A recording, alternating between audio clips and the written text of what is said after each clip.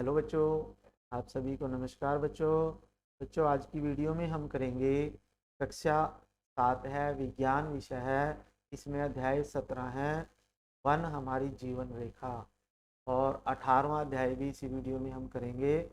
और उड़ान के जो कार्यपत्रक हैं वो हम इसमें सॉल्व करेंगे, उसके आंसर डिस्कस करेंगे और आपको समझाएंगे। तो बच्चों अगर आप इस चैनल पे नए हैं या चैनल अभी तक सब्सक्राइब नहीं किया तो चैनल सब्सक्राइब कर लीजिए बच्चों। ठीक है, तो चलिए शुरू करते हैं। वन हमारी जीवन रेखा कार्यपत्रक 1 है। तो इस चित्र में आप देख रहे हैं कई जानवर आपको दिखाई दे रहे हैं बच्चों। तो इसमें देख लेते हैं, नीचे प्रश्न दिया गया है इसमें कुछ। तो इस चित्र में दिखाई देने वाले दो पशुओं के नाम लिखने हैं, हमने दो जंतुओं के नाम लिखने हैं। तो इसमें कई दिख रहे हैं, हाथी, शेर, सांप, घोड़ा, इस तरह के सारे जंतु हैं। तो इनके आप नाम लिख सकते हो। इसमें ये चित्र में दिखाई देने वाले जीव जंतु कहाँ पाए जाते हैं? तो ये सभी जंतु कहाँ पाए जाते हैं बच्चों? ये जंगल में पाए जाते हैं। कहाँ पाए जाते हैं? जंगल में। फिर उसके बाद है, तो तीसरा प्रश्न है, चित्र में दिखाए गए जीव जंतु के अतिरिक्त मिलने वाले जीव जंतु और पेड़ पौधों की सूची बनाएं जो जंगल में मिल जाते हैं हमें। तो जंगल में हमें और भी जानवर मिल जाते हैं, जैसे लोमड़ी है, कुत्ता है, भैंसा होते हैं, जंगली भैंसे बोलते हैं। और पेड़ भी हैं, जैसे देवदार है, चीड़ का पेड़ होता है, झाड़ियाँ होती हैं, घास होता है।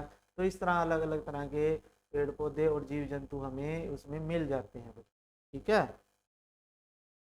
क्या जंगली जानवरों को जंगलों से बाहर रखना सुरक्षित है?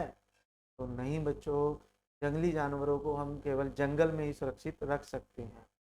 तो जंगलों को सुरक्षित रखने के लिए सरकार द्वारा उठाए गए कदमों के बारे में बताएं। तो सरकार ने क्या किया हुआ है बच्चों? जो जंगल हैं जहाँ पे जंगली जानवर हैं, कई जंगलों को आरक्षित किया हुआ है। वहाँ पे बाहर के लोग नहीं जा सकते और ना ही वहाँ शिकार कर सकते हैं। और शिकार करने के ऊपर तो बिल्कुल ही पाबंदी लगाई हुई है सरकार ने। कोई भी व्यक्ति जंगली जानवरों का शिकार नहीं कर सकता। और अगर कोई पकड़ा गया तो उसको सजा हो सकती है बच्चों। ठीक है।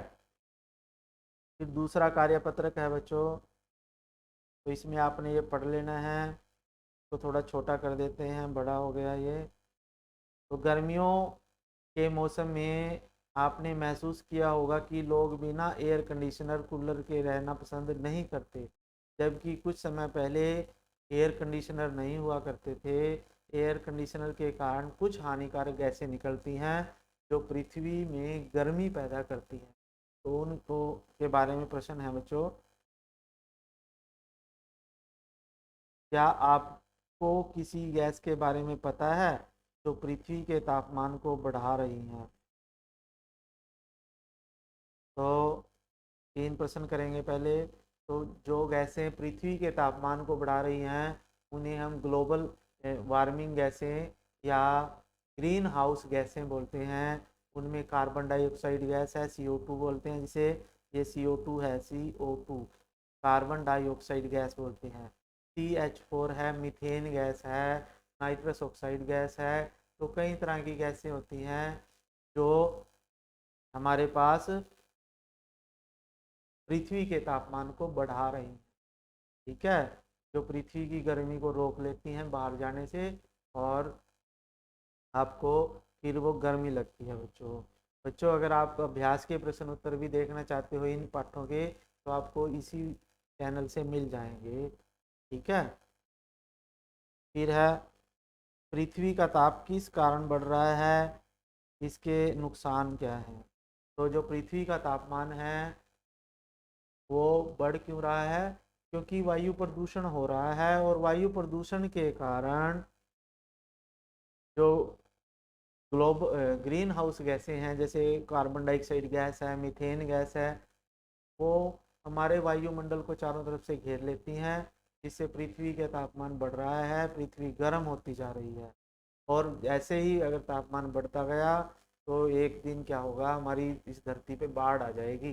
बाढ़ कैसे आएगी? गर्मी के कारण जो पहाड़ों पे बर्फ़ जमी हुई है ना, तो वो पिघल जाएगी।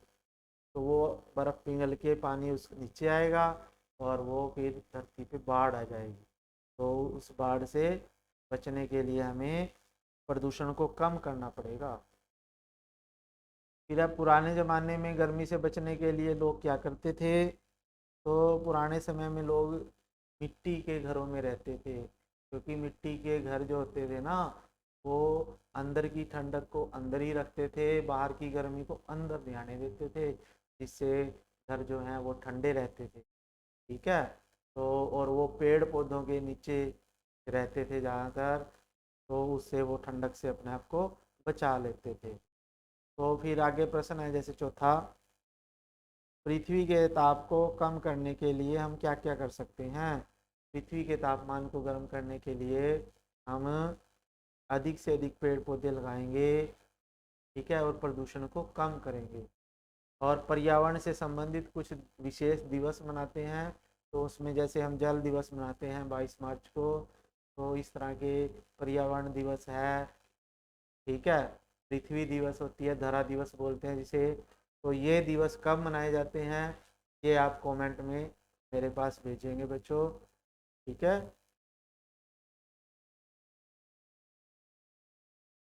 फिर उसके बाद है आपके पास अगला पाठ है आपके पास अपशिष्ट जल की कहानी। तो इस पाठ के कार्यपत्रक भी हम उड़ान के इसी वीडियो में कर लेते हैं। तो आप देखिए चित्र में कैसे आपको ये पानी क्या है, क्या आपको नज़र आ रहा है।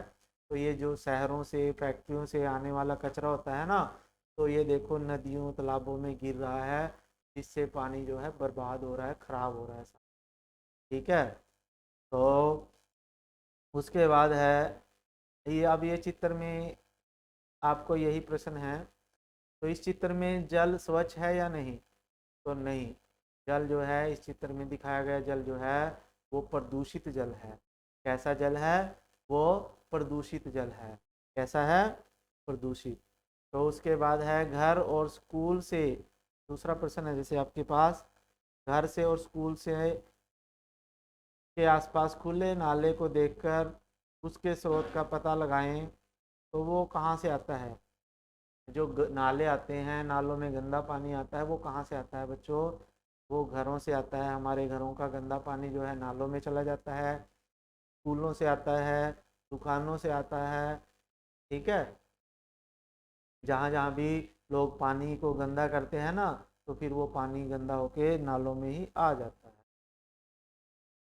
फिर उसके बाद है घरों और दूसरी संस्थाओं का गंदा पानी कहाँ जाता है? तो वो कहाँ जाता है बच्चों? वो नालियों से होकर नालों में और फिर नदी या तालाब में छोड़ दिया जाता है, जहाँ पे वो नदियों का पानी खराब करता है, गंदा करता है। तो गंदे पानी से होने वाली समस्याएं, बीमारियां, अनेक समस्याएं होती हैं, जैसे पैचिस हो जाती है हमें, टाइफाइड हो जाता है, हैजा हो जाता है, जिसे डायरिया भी बोलते हैं। तो वो हो जाता है हमें गंदा पानी पीने से। फिर उसके बाद है आपके पास पानी को गंदा होने से बचाने के लिए हमें क्या करना चाहिए? तो पानी को अगर हमें गंदा होने से बचाना है, तो घरों के गंदे पानी को नदियों में छोड़ने से पहले, या फैक्ट्रियों के गंदे पानी को नदियों में छोड़ने से पहले हमें उन्हें उपचारित करना पड़ेगा। उसमें से जो गंदगी है, जो केमिकल्स हैं, उनको उस गंदे पानी में से पहले अलग करना पड़ेगा, फिर उसको नदी में छोड़ना पड़ेगा। नहीं तो फिर वो नदी के पानी को भी नुकसान पहुंचाता है। दूसरा कार्यपत्रक है आपके पास, अपशिष्ट जल के नमूने को साफ पानी, यानी गंदे पानी से हमने साफ पानी प्राप्त करना है। तो उसके लिए ये किया जा रहा है। तो उसके लिए हम क्या क्या चाहिए? हमें फिल्टर पेपर चाहिए। ठीक है। प्लास्टिक की बोतल, कंकड़, रेत, चारकोल, छोटी छोटी डंडियों की आवश्यकता होगी।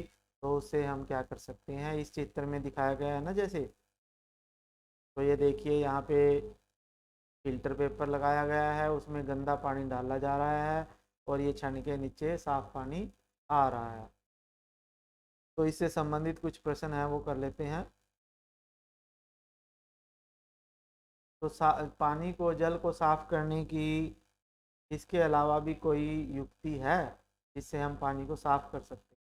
तो एक तो शहरों में जल उपचार संयंत्र होते हैं जिसे वाटर ट्रीटमेंट प्लांट भी बोलते हैं, उसमें पानी को शुद्ध किया जाता है। या वाष्पीकरण के द्वारा भी पानी को उबाल करके भी हम शुद्ध कर सकते हैं, उसके कीटाणुओं को मार सकते हैं। फिर है दूसरा प्रश्न, क्या कभी आपने किसी ऐसे संयंत्र का भ्रमण किया है जहाँ जल को साफ किया जाता है? तो हाँ, किया है। तो शहरों में वाटर ट्रीटमेंट प्लांट जो होते हैं, वहाँ हमने भ्रमण किया है। वहाँ पे गंदे पानी से साफ पानी बनाया जाता है। फिर उसके बाद क्वेश्चन नंबर 3 है, जल स्वच्छ रखने के लिए आप क्या करोगे, क्या योगदान दोगे पानी को साफ करने के लिए? तो पानी को साफ रखने के लिए हम क्या करेंगे, नदियों तालाबों में कचरा नहीं डालेंगे, ठीक है। और अगर हमें कचरा डालना भी पड़ गया तो कचरे में से पहले गंदे पानी में से कचरा जो है बाहर निकालेंगे, फिर उसको डालेंगे। फिर है 22 मार्च को जल दिवस मनाया जाता है, तो वो क्यों मनाया जाता है?